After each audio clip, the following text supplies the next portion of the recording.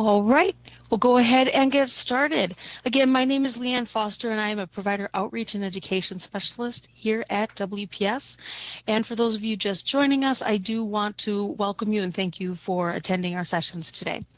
So today's session is about the Provider Enrollment Revalidation Process. We are going to provide you with information that's going to help you when you start receiving those revalidation requests. So our goal for today is to provide you with an understanding of the overall revalidation enrollment process. And in order to do that, we're going to talk about the purpose of a revalidation. Some of you, this may be the first time that you're needing to revalidate or nearing that first time that you're going to revalidate. We're going to talk a little bit about what the purpose of this and why you're being asked to do so. We're also going to provide an overview of the revalidation process, including the timeline and that the start to finish, what that looks like and what comes after revalidation. We will spend some time on how to submit a revalidation both on paper and through our provider enrollment chain and ownership system. And then we're also going to talk about the different submission options. There are a couple of ways to do that. We're also going to talk about some common errors with those revalidations and additional documents that might be there to try and make your revalidation process go much more smoothly. So I'm going to start with the revalidation purpose. Now, we are talking about revalidations today, regardless of the type of provider you are. So today we're talking about revalidation as it applies to individuals, suppliers, groups, organizations, and facilities, our Part A providers, or inpatient facilities. So the purpose of revalidation, and this was a question that we received several times as part of the registration process. The revalidation process is really a review of your enrollment data. Provider enrollment in general essentially is a key portion of Medicare fraud and abuse prevention. The best way to protect the Medicare trust fund is to keep those that would do harm or harm to that trust fund from gaining access to the funds in the first place. So you do your initial enrollment, you report all of your ownership information, you're reporting address information, payment information, tax ID information, all of that's there and it's great. But what revalidation is really doing is it's helping us ensure the continued completeness and accuracy of our enrollment records. Our enrollment records populate our claims adjudication systems, and they really hold a lot of key information that is critical to that claims process. Things like the specialty, whether a provider is eligible to bill a certain code, the practice locations in which they are seeing patients. There are fee levels or reimbursement levels attached to those, and they need to be on file. We need to know where those services are happening. If you are an organization, if you have members that are reassigning their benefits to your organization, we are looking for that information. That's all going over to those claims files. Also, payment information. We don't pay our providers with paper checks. We pay them electronically, and so that bank account information is in there as well. And so the revalidation process is really helping us ensure that what we know about a provider is still correct to ensure not only fraud prevention, but also to ensure that payments are processing smoothly, correctly, and that we're not seeing any delays or interruptions. So the basics of a revalidation are this, and we did receive a few questions asking about timelines and what providers we're currently revalidating. So essentially the answer to who must revalidate is everyone. However, some of you may recall that with COVID, CMS essentially suspended all revalidations, and this was done to keep everything moving to reduce provider burden during the public health emergency. So that was suspended for a couple of years. After the PHE was declared over, CMS did restart revalidation, and that whole process did begin in 2023. However, as you can imagine, there was a lot to unwind. We had years of backlog, not because anyone had dropped the ball, but because the whole process had been suspended.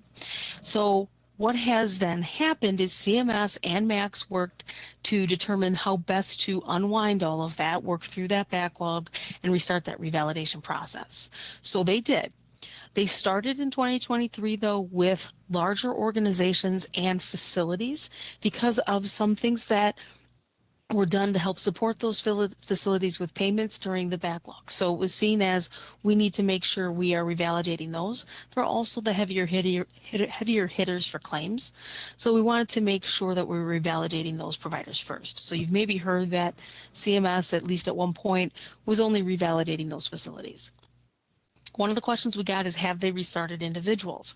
And the answer to that is yes. We have cleaned up that backlog, and we are now doing our standard revalidation requests to providers that includes individuals and organizations as needed.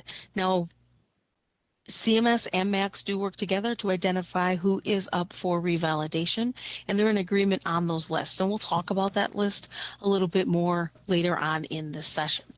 But we are revalidating all providers. One thing, and we will address this a little bit later, we've received a lot of questions about revalidation dates. How can I see my due date? This is an important topic because with COVID, even though that seems like a long ways away, or has been some time since that has interrupted the process, it did also cause for some changes in the revalidation dates. So if you're a provider that has been enrolled in Medicare for a really long time and you were used to the 5-year cycle, that 5-year cycle is the typical revalidation date between requests. Your date may have adjusted somewhat purely because of how they're restarting, but we will show you how to find that. So as I just said, revalidation is all providers every 5 years. They will post these and we'll talk about those, but it's an every 5-year process. It's not a one and done. It's something that is done periodically. It is all Part A and Part B providers. As I mentioned, it's the individuals, it's organizations, it's suppliers, and it is facilities. Now, one thing I do want to call out here is that it's based on active enrollments. So you could have a provider who is actively enrolled in multiple states. They could be enrolled in Kansas and Iowa. When it comes time for revalidation, we are looking at the enrollment record and the age of that enrollment record. So it is possible they're enrolled in multiple states, but they do not receive their request to revalidate both enrollments at the same time. They're different jurisdictional states, so there could be some different guidelines. They'll have different locations. It's purely based off of that enrollment ID. CMS does do their best to try and sync things up so that there's a little less confusion. But I do want to make you aware of, if you have a provider that's enrolled in multiple states, or if you have a situation where you have a group that's up for revalidation and they have members that reassign benefits, all of the parties involved may receive their revalidation requests at different times because it is based off of the enrollment and not necessarily the entity. And the one example that I would give you for sure there is that group organization that has members that work for that group and reassign. The group will revalidate. It's not necessarily going to mean all the members revalidate at the same time. They don't work it that way. So keep that in mind. You could see multiple for one provider, and that'd be one of the reasons why. The other reason that a revalidation can occur is because of what we refer to as an off-cycle revalidation, which is something that CMS identifies. If CMS has identified a revalidation or a need for a revalidation, they do it not terribly often, but they do it, and it's usually because there's maybe some fraud that's kicking up in a particular geographic area. It could be for a particular specialty. We recently had an off-cycle revalidation that was for skilled nursing facilities. That had a lot to do with the fact that there was a regulatory change and a significant change in what a provider, that type of provider, is required to report. So they may ask for an off-cycle. Now, I do want to call out that if CMS does identify an off-cycle, you will be notified, and you will be given timelines specific to that off-cycle revalidation. So a CMS identified off-cycle is going to be a revalidation that's outside of the scope of the typical 5-year revalidation, and you do need to comply with the request. So what does the process look like? So every 5 years, as I said, CMS identifies those that need to be revalidate. They do work with the MACs to structure the list. That is to make sure that it is accurate, that it is efficient, and that we're all on the same page when we're requesting those. So once the providers are identified, a solicitation letter is sent out. Typically, that solicitation letter is sent out 90 calendar days prior to the due date for that provider. Now, typically we'll tell people to not send in their revalidation until they receive the solicitation. I do want to point out when we start looking at the dates, you can send it in earlier before that solicitation. However, you do have to have a due date, and you cannot send it in more than 7 months prior to that due date. If you do, it will be returned to you as an unsolicited. So you're not going to be able to say, hey, I've got one provider who's revalidating, I'm going to send the rest of my providers, even though they didn't receive a letter. If they don't have a due date, we are not able to process that. And that's CMS directive that controls the influx of those applications to keep the enrollment process running smoothly. So your best bet is typically wait for that letter. Now, providers in that letter are given a date for which they need to respond, and that is typically 60 calendar days. It can be different for an off cycle, just want to call that out again, but typically 60 calendar days to respond, and that is to get us the revalidation. If there's development, MACs will work with you to develop for any missing information, and you will get a deadline for when that information needs to be here. But if the revalidation is here within those 60 days, it is seen as a response to a revalidation. That revalidation is then reviewed. If it's clean, we'll continue to process that revalidation, and then you are done for your 5 years. Where things are a little bit different, if it's reviewed and it's developed, as I mentioned, we will send out a development letter requesting the missing information. Failure to respond to the development letter can also be seen as non-response to a revalidation because it's an incomplete response, and we'll talk about that later, a little bit later on. But that development can cause those delays where it may not be, you may have just a little bit more time purely because we're working with you. But again, you have to respond because that can lead to payment interruption, including deactivation of billing privileges. So the solicitation letter, what does that look like? So in your training material today, I have included a visual of what the solicitation letter looks like. This solicitation letter is based off of the reports that we work with CMS that is identifying the providers that are up for revalidation. The revalidation letter will include enrollment record data, so it's going to be addressed to the provider. It's going to be addressed for that enrollment. So if the enrollment is for John Smith, it's going to go to John Smith. It's going to go to the provider that enrollment is for. So it's going to have the provider name. It's going to show the address because it is being physically mailed out. These are not emailed. That is a CMS requirement because we are wanting to make sure that it is getting to the right person. Sometimes with those emails, what we have found is they kick back.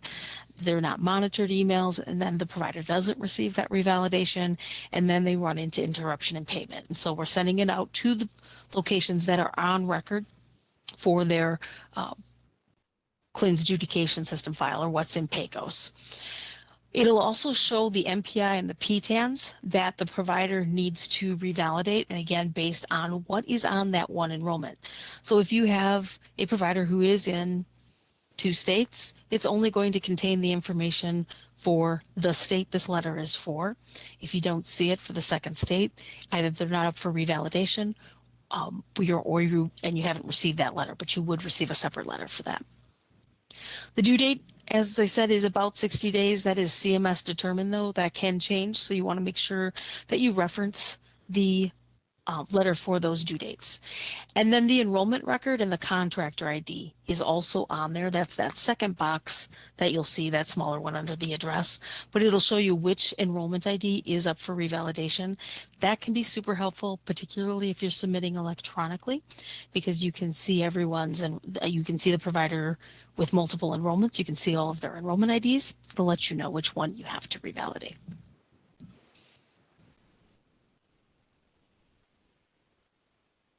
So that's one way that you're going to know you're up for revalidation, and that's the typical way.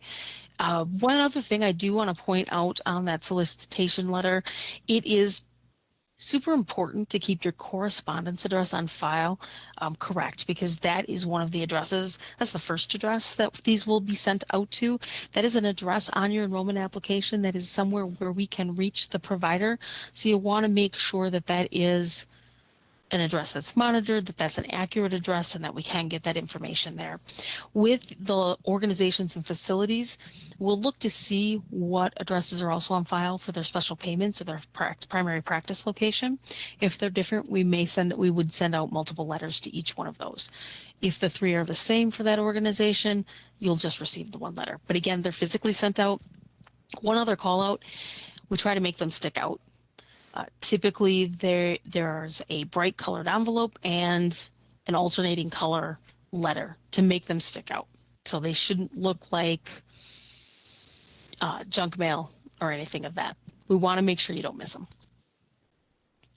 The other way to tell if you're up for revalidation, and this addresses some questions that were received in the pre-submitted questions, is how do I know what my revalidation due date is? We also received a question about, is there a way for me to check revalidations for my clients? This would definitely be a place for you to look. There is a place in PACOS as well, but we'll start here. So this is the Revalidation Lookup, and I'll demo this in a second. But the image that you're seeing on the left-hand side, this is the search box out on that website. And then on the right, I've included a visual of what the search results look like. It will have the provider's name, it'll list their MPI, it'll list their due date. And here in the example, you see there's a TBD for a due date. That's going to be super important. If that TBD is there, your provider is not up for revalidation. So if you had a revalidation date before COVID, what they did is when they restarted revalidations, they changed dates to TBD, and now they're updating them as the provider has their new revalidation date. So just be cautious. A revalidation prior to COVID may not be the same as it is today, so you want to watch that. And then it'll also just have additional information. It'll talk about the state that this is for. It will give a specialty. Providers receiving reassigning benefits. So if there's any reassignment attached, this is particularly handy with the organizations. It'll tell you the providers. Those reassignments may or may not be up for revalidation, but it will tell you once you go into the file. So I have also included a link to the Medicare revalidation list in your training material, but I am going to show you how to get there from the CMS website. So here we have the CMS website.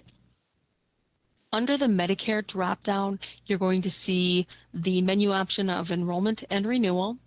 And from here, you'll want to go to providers and suppliers, and then Medicare enrollment for providers and suppliers.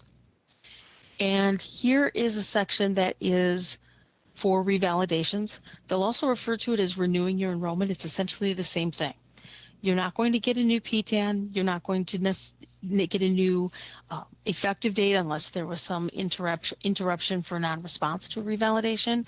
But it's essentially the same thing. Again, you're telling us everything is still correct. So to verify your date, if you go into this site, there is under frequently asked questions, a link to Medicare revalidation list. And I have asked Aline to throw a link to that. It looks like she did. Thank you, Aline. So this is that list. Now to show you how this works, give you a couple of tips. I would recommend using the MPI for your provider. That is going to give you the most direct list. This is a national list, so this isn't just WPS revalidation requests that are out there. This is every MAC, every provider that's up for reval. Everyone's going to be out here. You do have options for organization and individual name, and that is not necessarily wrong. It's just not going to give you the most direct search. You can also narrow down your search by selecting location. Due dates, you may have a business need to look for due dates, but that is entirely a business decision for you. MPI, state, those are typically the two that I would stick with. Now I am just going to search for a provider. This is a public list, so there's nothing confidential that's contained on this list. And I just searched by a last name, and here it'll show you what the results look like. So it'll have the name, it'll have the TBD, and if there's a TBD, there is not a revalidation due date. And that is super important because you do not, again, want to send in a revalidation if their revalidation due date is currently listed as TBD. That is one that if it comes in and they still don't have a date when we receive it, that's something that's going to be it's going to be returned, and it's not going to be processed because it is too soon. So keep that in mind.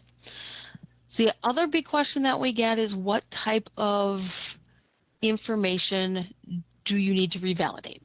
The short answer is everything, because again, we're renewing or revalidating all of the information that we currently know about you. So we need to know all identifying information. So things to think about. Was there a name change? Was there some type, name change is the most common there. It could be where they reside. Just any of the information in that section 2A, that identifying information of the enrollment application. That's what we're looking for here. Licensure and certification. Did something change with the provider's license? Did they get some additional certifications? Did they get an additional licensure? Are they licensed under a different specialty? That's another piece of that license and identifying information. Did their specialty change? That could change. All addresses, so correspondence address. Did that change? Practice location. Did that change? That's going to be a little bit more for your solo providers, your organizations, your facilities, as far as those practice locations. Special payments address. So we pay everyone electronically, but we do have a special payments address that's used for various correspondence, including revalidations in some cases, or if for some reason a paper manual payment or a paper check would have to be issued, that's where that would go. Is that up to date? We need to know that. Ownership information. This is going to be for my facilities and my groups and my organizations, my suppliers. Did the ownership change? Ownership would be anybody that has direct or indirect ownership, or parent companies that have ownership. We need this information. This is one of the things that we see often changes with the revalidation, but we need that because, again, ownership, and I'll even move down to managing control. These are people that have day-to-day operational control over the organization. They're going to have some control over the Medicare funds. And because this is a fraud prevention tool, we want to make sure that in the ownership and the managing control, we don't have individuals that would do harm to the Medicare trust fund involved. Another item that's not here, but ties into licensure and certifications, is adverse legal actions. You will be asked about any adverse legal actions every time you do a revalidation. So are there any new convictions, misdemeanor or felony? Are there any new license suspensions or revocations? Now, having one of those does not necessarily preclude you from being enrolled in the Medicare program, but we need the information reported so that CMS and the MACs can identify the risk to the program and whether or not that's going to be something that precludes you from enrollment. So that has to be, you need to make sure that that is reported. Reassignments. So I've mentioned this, particular with the individuals, we're doing it by enrollment record. And if an individual reassigns to multiple groups, let's say 3 or 4, let's say 4, if they're reassigning, they do need to attest that, yes, they are still reassigning to those same 4 groups. If they're not, they're going to need to submit information that supports that we need to deactivate that reassignment. A revalidation is honestly not that dissimilar to a change application.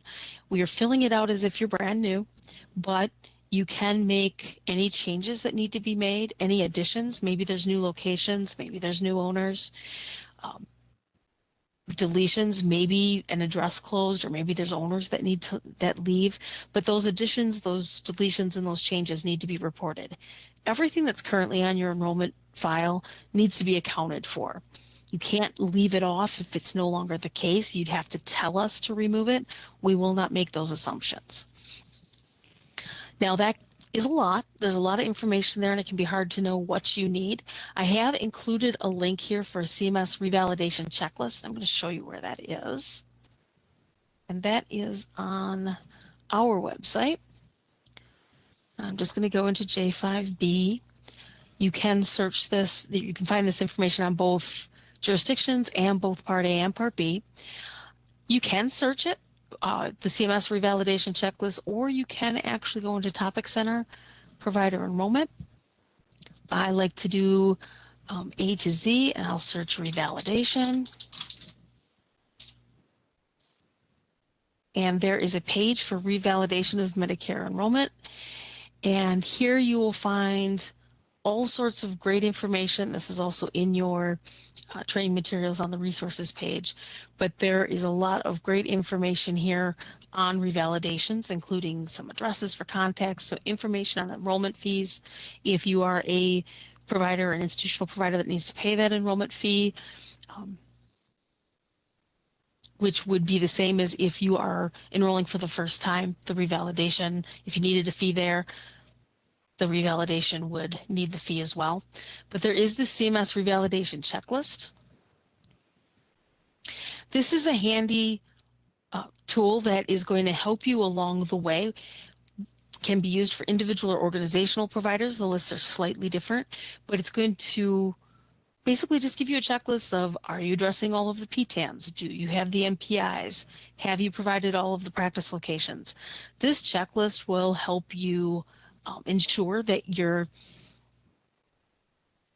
crossing all your T's, dotting all your I's to make sure that you have a smooth revalidation process. So I highly recommend you using this.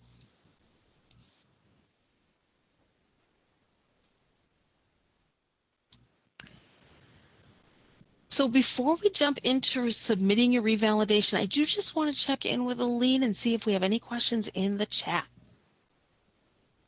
Hi, thanks, Leanne. We do have one question from Andrea, and she says, how often must we revalidate? Should we expect to do this yearly? Great question. You're not going to do this yearly. This would be a once every 5 years. So once we receive that and we've received everything, then you will be good for 5 years, and your revalidation will reset. If you were expected to revalidate in February of 2026, it went well, you revalidated, you wouldn't expect to be asked to revalidate again until February of 2031, unless there was an off-cycle revalidation. Thank you for that question. And that was the only question we have so far. All right, thank you, Lynn. Keep the questions coming, y'all. We want to make sure that we make this process as smooth as possible. So next we're going to go into revalidation submission, and we really did have, this is where a lot of people will generally have questions. So with revalidation, you have the same options as you do with an initial application. First, you do have the option of submitting through a paper enrollment application. You can do so. I've included a link to the page that contains the CMS forms, and you're looking at using either the CMS 855B if you are a group or a Part B supplier, the 855I if you are an individual provider, and then the 855A if you are one of those inpatient or those facilities that bills using the UB04, the 837I electronic transaction. So those are your paper forms.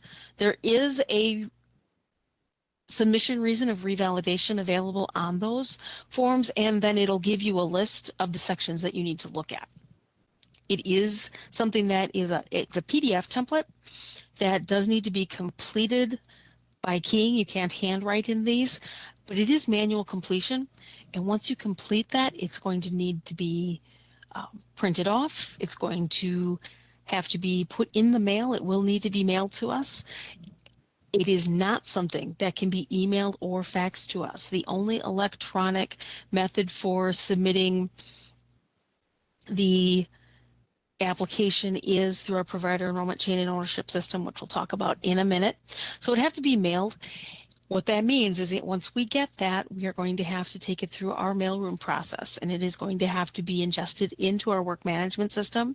We do have some automations once it's ingested into that system, but there are still more manual process. Because of that, we do have a longer processing time on paper applications. CMS's expectation is if we need no development that is processed within 30 days, we try to process them more quickly than that, depending on inventory, but it is a longer process purely because it is a paper application. The other thing with a paper submission, you're not going to have access to the information that's currently on your enrollment record.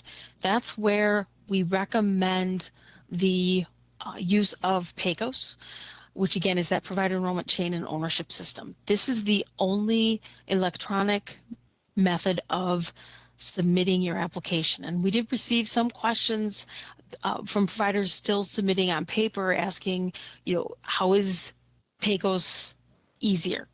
And it's easier for a lot of reasons. So first, it's electronic completion. You'll fill it out online and you will submit it online. There's none of the downloading, there's none of the scanning, which also makes it faster.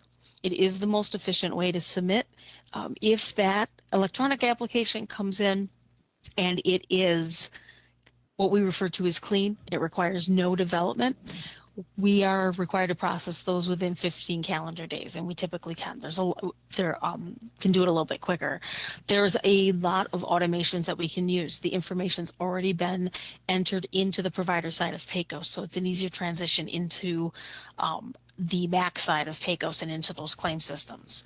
The other benefit of this, if you have used PACOS, submitted an electronic application in the past. And I say that because you can't see your enrollment information in PACOS until you've submitted at least one application to kind of connect our side and your side. But if you have done so in the past, you can view, or the provider has, you can view all of the existing enrollment data. So I will show you that or how that works in a bit, but you can go in and look at the different sections, the address information, the specialty information, the licensure information, all of that identifying information, and just give it a quick look. Does this look correct? Is it correct?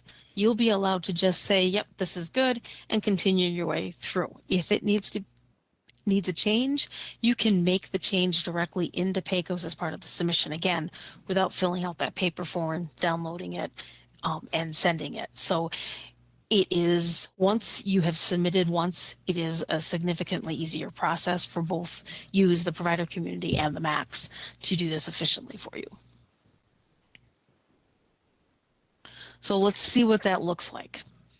I've said a lot of, or spoken to a lot of its benefits, but what does that actually look like? So when you go into PACOS, you do need to set up for user ID and password. And we do have sessions coming up in April on that. That'll help set you up for PACOS. And then in May, we're also going to be doing sessions on how to submit with a little bit more in-depth information than we're going to get in today about PACOS in general.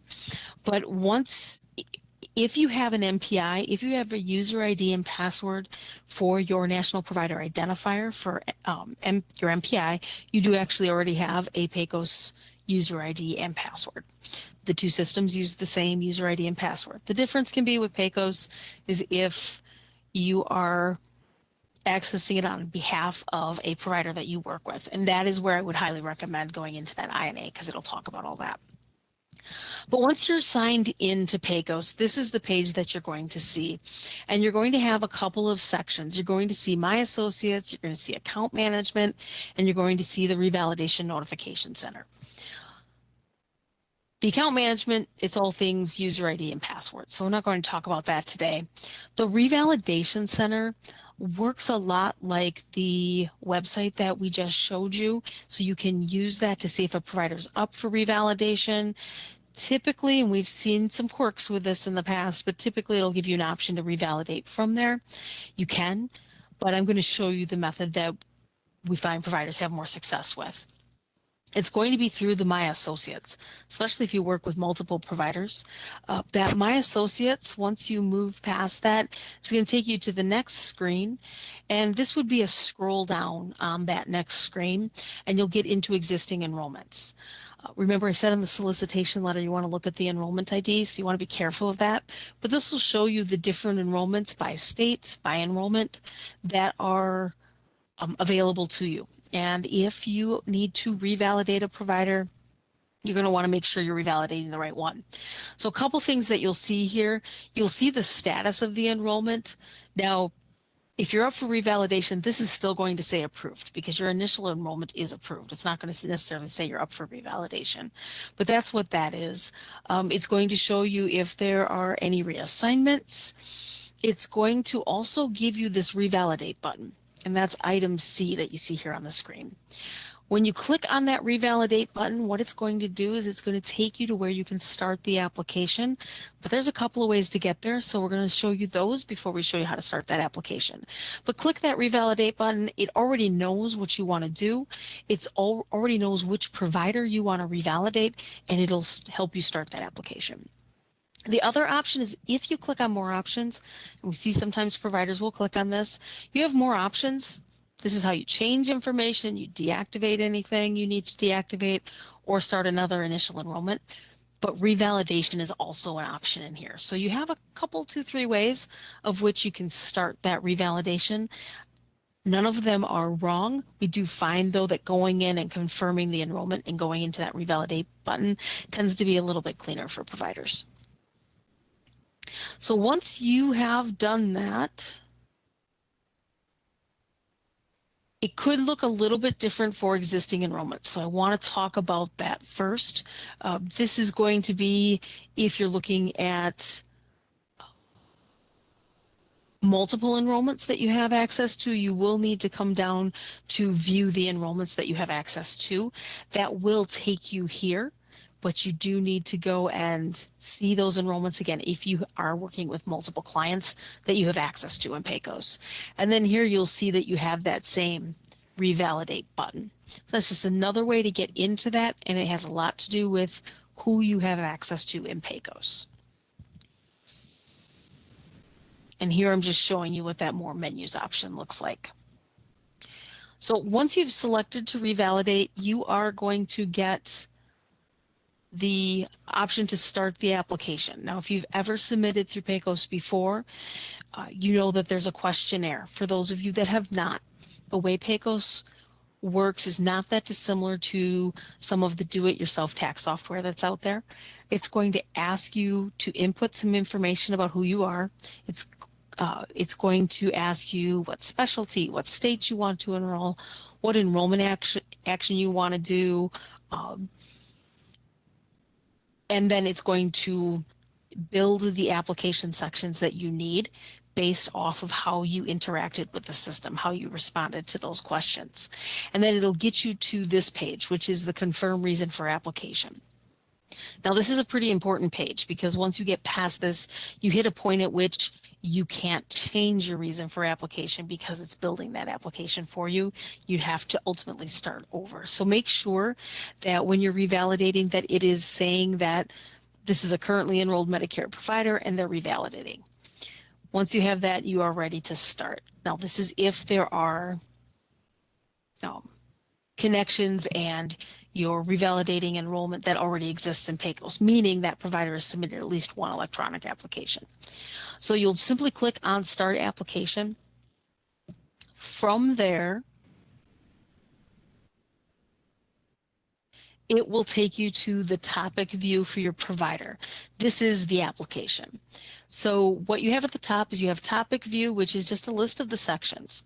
In PACOS, we don't use section numbers, section 1, section 2, section 3. We use topics. However, you can use a paper application to help you. On a paper application, it'll say section 1 or section 2 identifying information. That same title is used in the topic list of PACOS so that you can coordinate the information. The order might be slightly different, but the electronic app asks for all the same things the paper application does. There's also a fast track view, which is just a skinny down version, and then there's an error warning check. Another benefit of PACOS, you'll never be able to completely forget a required section.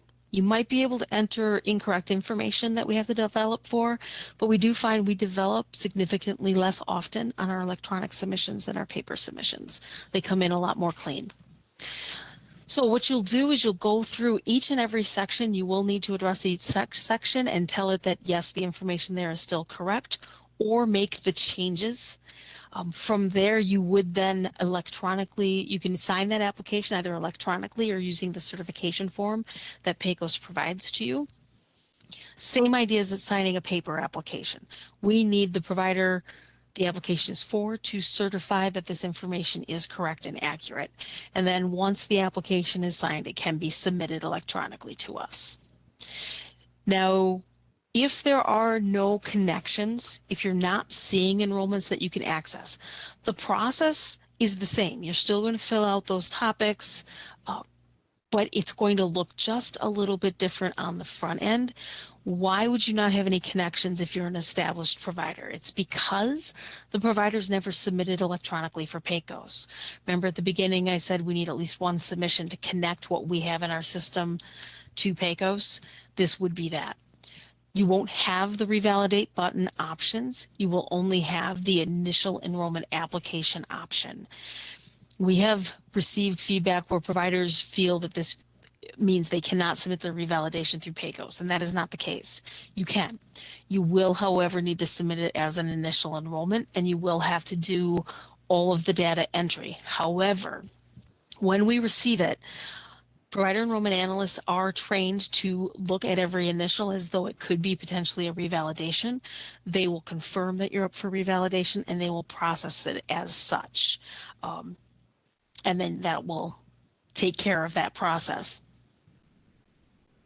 So you just want to make sure that you're submitting it. Still needs to be signed, still needs all of that information. It's just going to look a little bit different on your end. Then once that is submitted, every time you try to submit something electronically or revalidate every 5 years after that, you will see it as we initially described, where you can see the enrollment and just confirm the information or change it if needed. It's just we need that one submission to connect it. Now, some additional requirements. Oop, my screen did not change. There we go. Additional requirements for revalidations. Now, typically, we don't generally need a lot in the form of additional documentation for a revalidation because this isn't an initial enrollment. We already know the provider on that enrollment. We already have that information. However, there are some caveats to that. So licenses and certifications, if it is something that has changed, you may want to consider sending that in. If on our review we find that we have a discrepancy, we need to verify it, we may request it. So you may want to consider that. If you're submitting on paper, it's going to need to be a copy, a hard copy that comes in with that paper application. If it's electronic, it can be a PDF that's uploaded to PAYCOs. IRS documentation, or excuse me, certification, I want to mention that. Certifications, typically this is going to be your non-physicians, nurse practitioners, physician assistants. They may have some certifications that need to be uploaded. IRS documents. We are only really in need of that IRS documentation if something has changed with the tax ID or the provider's name. Typically it's the provider's name, and we would need that just to verify we have the correct legal name. Otherwise, if you've submitted that previously, it's not something that we're going to need if nothing has changed. The CMS 588, which is the electronic funds transfer, which is your electronic payments. If you're already receiving those you're enrolled, you're receiving those electronic payments, and nothing has changed, the account's the same, the routing's the same, the bank's the same, we're not going to need that form again. But if it's changed, we're going to need that. If we find discrepancies when we're reviewing that, we may ask for that. Again, this can also be uploaded. There's actually a section in PAYCOS that you'll fill this information out versus a standalone form. Adverse legal actions, any documentation from those would need to be included if anything's changed. Organizational structure charts, this would be if you have, it's going to be the organization. Typically it's when there is some type of parent company, and it's if it's changed, if it's already been provided, not necessarily to upload it. However, keep in mind, if we find a discrepancy, we may request it. And then applicable enrollment fees need to be paid. We touched on this just a little bit, but if a provider needs to submit an enrollment fee for the type of provider that they are, they do need to pay those for revalidations. And I'm going to show you on our site. I'm going to go back to the Provider Enrollment Topic Center. and I'm doing an A to Z, and I'm going to go down to provider enrollment application fee. Now, I did not include this in the chat links, but I am going to add it.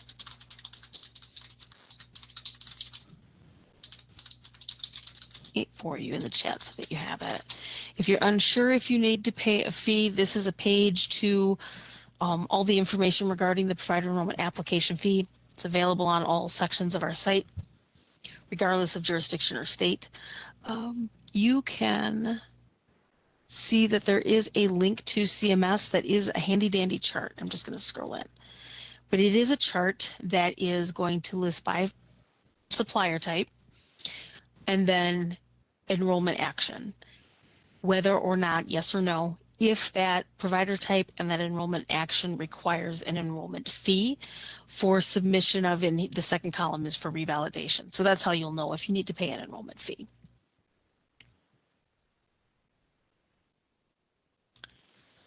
So that's the process. What happens if there's a failure to respond? Well, I want to start out with what failure to respond looks like. So failing to respond to a revalidation request can mean a couple of things. It can be absolutely no response to the initial solicitation letter within 60 days. We sent the letter 90 days ahead of the due date, and on that due date, we still haven't heard from the provider. There was no application submitted, whether it's complete, incomplete, we've not heard anything. That is something that is considered no response. The other thing that counts as no response is we received a revalidation, but there is a development request out for additional information, and we did not receive the requested information within 30 days, and there will be a due date on that letter. Not necessarily tied to the 60 days, because that 30 days is based off of when we developed for that information. You'll have 30 days from the date that we develop to respond. If we don't get that, that is considered non-response. If we get an incomplete response to the development request. So this scenario is we received a revalidation, we developed for it, or on it, we received some but not all of the information within the 30 days. That's an incomplete response to the development. We won't develop multiple times, allowing for multiple 30-day periods. That is considered non-response. However, what I can tell you, when we develop, if the provider is responding, we will make every effort to work with the provider to see if we can get that in within the 30 days.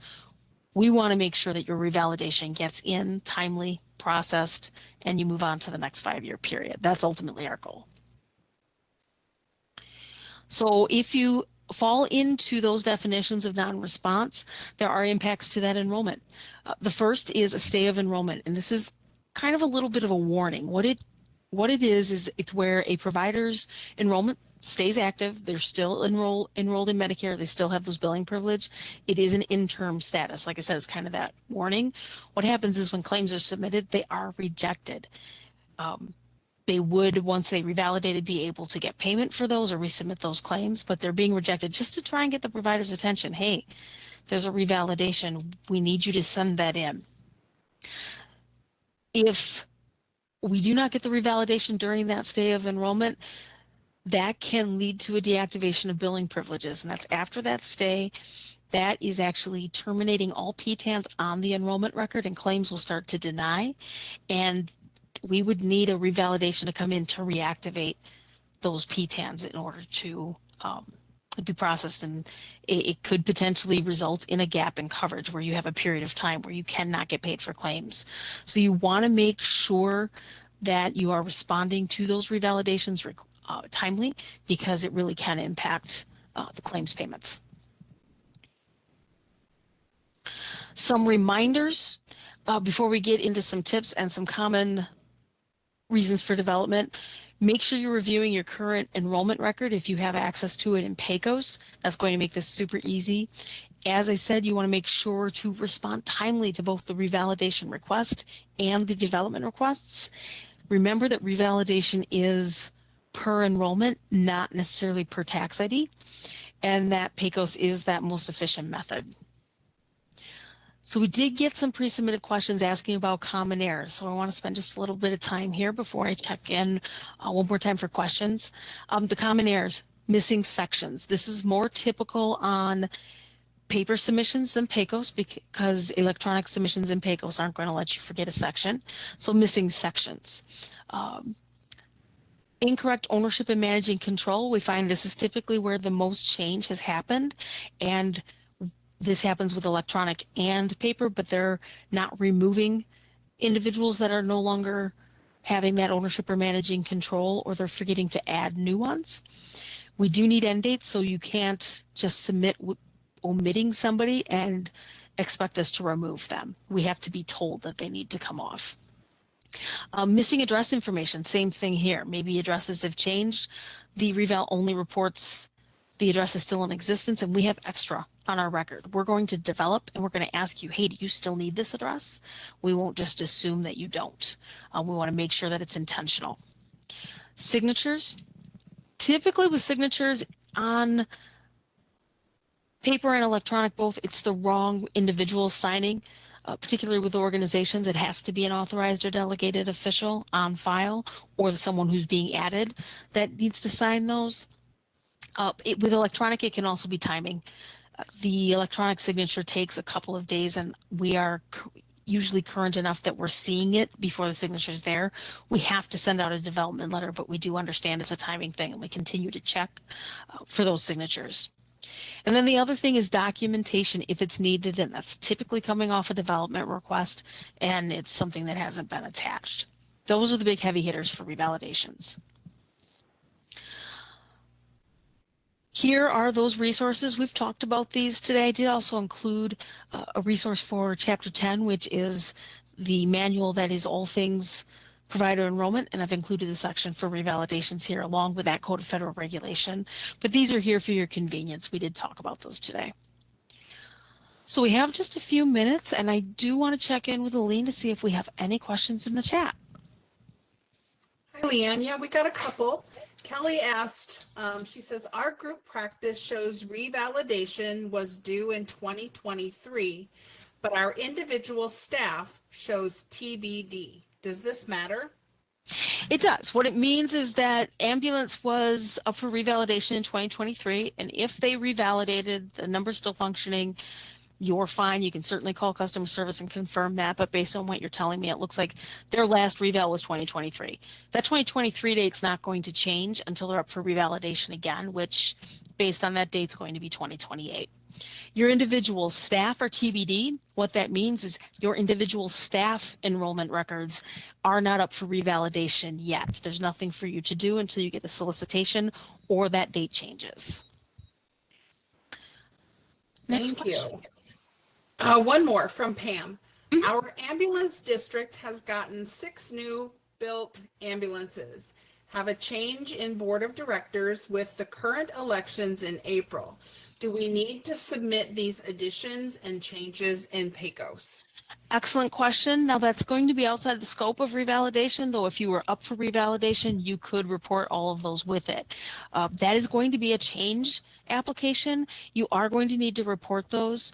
I would recommend PACOS. It's going to be the most efficient and simplest for you. It could also be reported on a paper application, but all of that does absolutely need to be reported. Obviously, the additions of the ambulance, and then the change in board of directors is going to be a combination of deletions and adds. You're going to want to make sure you report those that are no longer there with an end date, and then add those that have been newly elected with their effective date. Thank you. And there are no more questions. All right.